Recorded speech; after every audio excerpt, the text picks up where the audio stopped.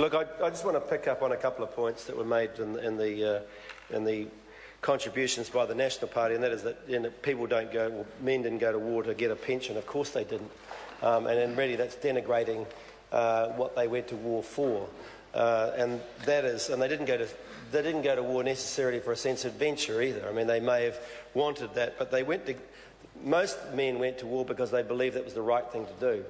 They went to war because they felt a sense of duty, a sense of what was right and what was wrong. They may have went from a sense of patriotism, that they were standing up and doing the right thing for their country. And to try and talk about somehow that we shouldn't increase our pensions because people didn't go to war because people went to war because or didn't go to war to pick up a pension, sir, is just I just think is just ridiculous. Sir, this part of the bill is only a short part, but it is still an important part. It is a part which actually sets out the purpose of the code. The code is set out in Part 2. It sets out the rights and obligations in the code. It shows and indicates that the code will be put together as in a draft form by the persons nominated by the Minister. They will work on that, and then that the approval of the draft code will be done by the Minister after that, and notice put in the Gazette to approve the code and present the code to this House within 12 sitting days of that going through. So this is in many ways it sets the underlying architecture of what we're talking about today. It's a solid piece of basis on which the rest of the bill needs to be supported, hence the reason it's in Part 2 and it is there.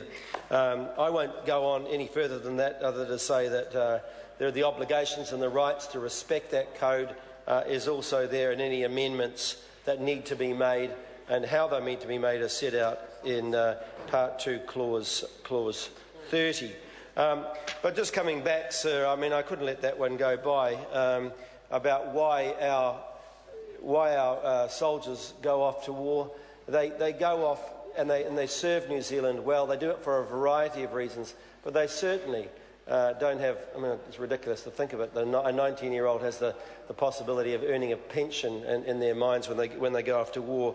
But what we on this side certainly do believe is that anybody who does serve their country in that way deserves the veterans' pension, but also deserves the lump sum payment, and their family deserves the lump sum payment. And this government is scrimping on that last recommendation by the Law Commission, a very eminent body that took 2 years, an enormous amount of consultation in order to get to look at this. It's supported by the Return Service Association in New Zealand. Right across New Zealand, they support this as well. And it's time that this government got with the pace and actually realised that this is a small amount of money. It is $7 million, $8 million at most, and gets with it and gets in behind it and gives our people and those people that serve New Zealand so well the financial recognition that they deserve. Mike, oh, we haven't had a green. Catherine Delahunty. Thank you, Mr. Chair. I rise to take a short call. I'm sure there'll be space for others to do so as well.